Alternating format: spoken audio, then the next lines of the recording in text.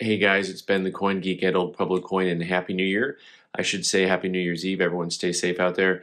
Normally Saturdays we put out a video just for members only from the Environmental Damage Gang, but today it's for everybody to watch and enjoy and just talk about the year in review for 2022 just from the Coin Geek channel and talking about some of the stuff that we saw and we liked and let's get on with this, shall we? It's interesting because I looked back over the most viewed videos for last year, and a bunch of them were legacy videos. And by legacy videos, I mean videos that were older than a year ago. The Unwrapping Morgan video was approximately a year ago, actually, on that one, but that had like 49,000 views. And this makes me sad because, it's not the type of video that I enjoy doing, or I know a lot of people that are the OGs when it comes to coin roll hunting, and I enjoy that as a hobby. I think a lot of people have fun with that. The YouTube phenomenon that it's become is doesn't I don't like that as much. Let's just put it that way. For whatever reason, that doesn't really sit well with me. Um, but unwrapping rolls and Morgans is something that people do, and it gets lots of hits and lots of likes. But the 1914 coin collection was the second most viewed video with 22,000 views.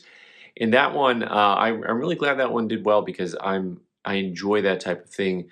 Basically, it was a collection where a bunch of the coin holders were dated 1914. Not all the coins, obviously, were from that date. Some of them were collected after that. And obviously, there's coins from time periods before that. But what was cool was a lot of them were clearly from that time period because there were some really high grade 1913, 14, 15, and 16 coins, especially miners, so Buffalo nickels and Mercury dimes and pennies. And so that was really kind of a cool thing to go through, give you guys kind of a fly in the wall experience. I like doing stuff where I'm just looking at coins and just talking about what I'm seeing. So kind of a nice fun raw video. I'll see if I can do some more of those next year where I'm going through an old collection. But we don't get a whole lot of collections that are cool, right? Like a lot of them are in holders already that are like mail order holders, or it's a well organized collection. And this was kind of fun because it was more of it really was a collection that looked like it hadn't been disturbed for a few decades, which is to me is kind of cool. All right, another legacy video had to clean coins, and then I paid $3,500 for a raw coin that had 11,000 views. That was that 99.0 micro O, and that video was really popular. And it was a scary thing for me to buy that coin raw because you just don't know how they're going to grade those. And so, but that was kind of a fun one. Everyone kind of likes watching the sensational spending money and seeing how someone else does on it. And so those. I think it's kind of fun to talk about coins that I buy raw and then try to get certified. It's an area that we don't talk a ton about, just because a lot of it's not that exciting. But this was kind of different because, people just don't have $3,500 raw Morgan dollars anymore.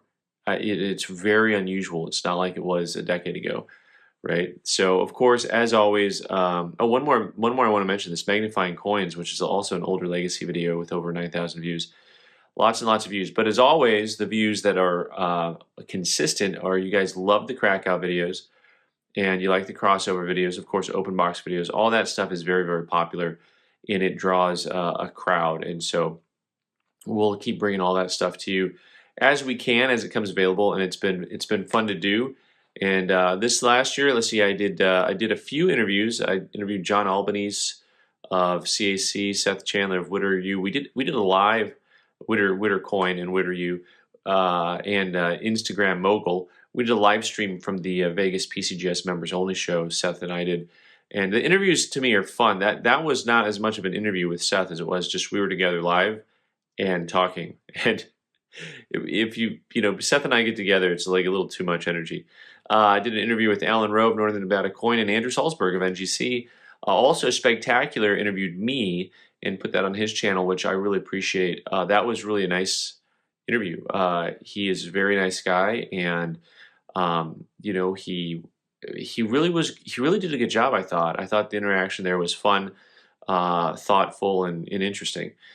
All right, as always, some of my favorite things to do is live from shows. So live streams in general are pretty popular. I like bringing you the live streams from all over the place. We brought them to you from the border. We brought them to you from Texas, from Vegas, from Albuquerque, from the White Mountains of Arizona. So we brought you different live streams and videos from many, many different regions. And we'll do a little bit more of that again this year. Denver. I did I think I did live streams from Denver as well. I enjoy doing the live streams at coin shows. Usually not from the show because it's too crowded and noisy, but then just after hours, because I can really try to get a sense to you, the viewer, of like what it's like at the show and how things are going, and if there's any new pickups. It's just kind of a fun atmosphere for making videos. All right, live on location, live streams. Of course, for my year in review, the biggest coins, the biggest coin news of the year, I think, without a doubt, I don't think it was even close, is CAC creating a new grading company. This is going to be the news for 2023 moving forward. John Albanese, who's the founder of CAC, also helped found PCGS and NGC. He's a serial founder. And this is really going to be fun to watch and see what happens. Excuse me. This will be fun to see what happens over the next year as CAC starts to roll out its certification. He's going at it a little bit differently this time because he has all this experience under him. He's got all the technology behind him. He's got lots of people backing him. And we'll see what happens. It'll be interesting because NGC and PCGS have a foothold in certain areas. But of course, the CAC sticker is super popular. And it's a little bit more of a niche market from what I can tell. We did a poll where almost 600 of you guys responded to it, and about whether or not people should you would use PCGS or NGC or CAC for grading your most expensive coins. And PCGS still won the day. And so the CAC response was only like, I think 12 or 15%, if I recall last time I looked. But it was a smaller number. I thought it might be the biggest number. And so it'll be interesting to see how much time it takes for CAC to catch a foothold. And my opinion is that they're going to do just fine. We'll see what happens. And for my favorite coins of the year, this was a hard one.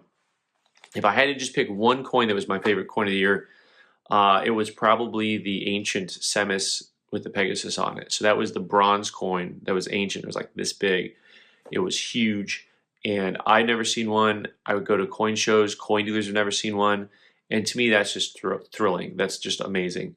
What a neat coin, and something that I was really proud to own, and I'll be happy if I get a chance to own it again. Couple other things just to mention, like runners up. Proof 20-cent piece that I owned during the year was fun.